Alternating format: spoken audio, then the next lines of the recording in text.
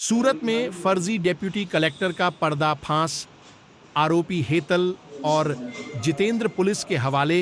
इनको पुलिस ने रिमांड पर लिया है। फरियादी से 1,40 लाख रुपए लिया गया। पुलिस ने इन लोगों को हिरासत में लेकर आगे की कार्रवाई कर रही है।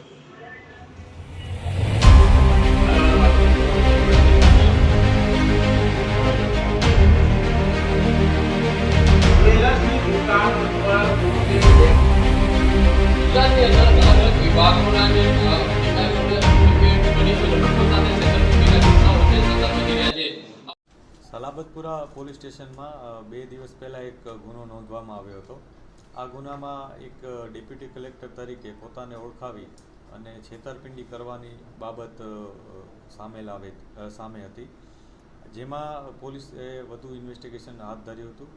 જે આરોપીઓ છે એ હેતલ પટેલ અને જીતેન્દ્ર ચૌધરી, આ બંને આરોપીઓના પોલીસે પોલીસ કસ્ટડી માટે ડિમાન્ડ કરી હતી અને નામદાર કોર્ટ દ્વારા પોલીસને બે દિવસની પોલીસ કસ્ટડી મળી હતી। આ પોલીસ કસ્ટડી દરમિયાન મીડિયાના મિત્રો મારફતે જે અમે પ્રેસ નોટ અને જે પીસી કરી હતી અને જેને કારણે આ બાબત સામાન્ય જન સુધી પહોંચી શકી હતી, તો તે બાબતે કેટલાક લોકોને આ ન્યૂઝ જોઈને પણ મેસેજ મળ્યો હતો કે આ પ્રકારનો બનાવ સલાબતપુરા પોલીસ સ્ટેશનમાં બન્યો છે। જે બાદ એક વ્યક્તિ સલાબતપુરા પોલીસ સ્ટેશન આવ્યો હતો અને એણે પોલીસને એવી રજૂઆત કરી હતી કે આમાં જે આરોપી તરીકે જે વ્યક્તિ છે, જે બેન હેતલબેન પટેલ, એણે આ વ્યક્તિ સાથે પણ ખોટું એક સર્ટિફિકેટ આપી અને એની સાથે પણ છેતરપિંડી કરી છે। આ પ્રકારની પોલીસને પ્રાથમિક વિગત આપી હતી।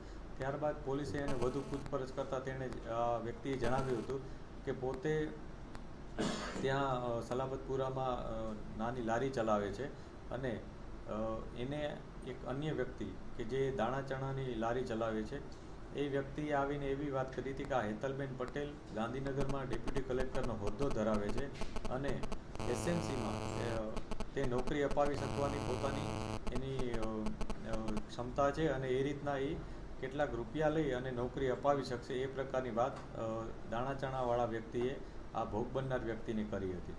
ત્યારબાદ તેણે આ જે હેતલબેન પટેલ કરીને જે વ્યક્તિ છે એને સાથે મુલાકાત પણ કરી હતી। આ મુલાકાતમાં હેતલબેને એવું જણાવ્યું હતું કે સાફ સફાઈ કરવાવાળાની જો નોકરી જોતી હોય એસએમસીમાં અથવા પટ્ટાવાળાની નોકરી તો 70,000 રૂપિયા થશે।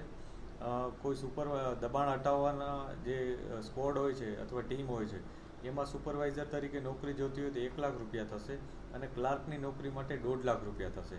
આ પ્રકારનું એક આયોજનપૂર્વક એક માહોલ બનાવવામાં આવ્યો હતો અને જે ભોગ બનનાર છે એને એક વખતે જન સેવા કેન્દ્ર ખાતે બોલાવવામાં પણ આવ્યા હતા, જેથી ભોગ બનનારને આ બાબત ઉપર વિશ્વાસ આવી ગઈ હતી। ત્યારબાદ હેતલ પટેલે પોતાની રીતના આજે એક ટ્રેનિંગના સર્ટિફિકેટ્સ, એપોઇન્ટમેન્ટ લેટર્સ, ગાંધીનગર ગૌણ સેવા પસંદગી મંડળ એ પ્રકારના હેડિંગવાળા પત્રો, એની નીચે એસએમસીના CDHOના સહી સિક્કા વગેરે વગેરે પ્રકારના અનેક પ્રકારના ડોક્યુમેન્ટ બનાવી અને જે અરજદારો છે એ લોકોને ભોળવ્યા હતા, એમને એ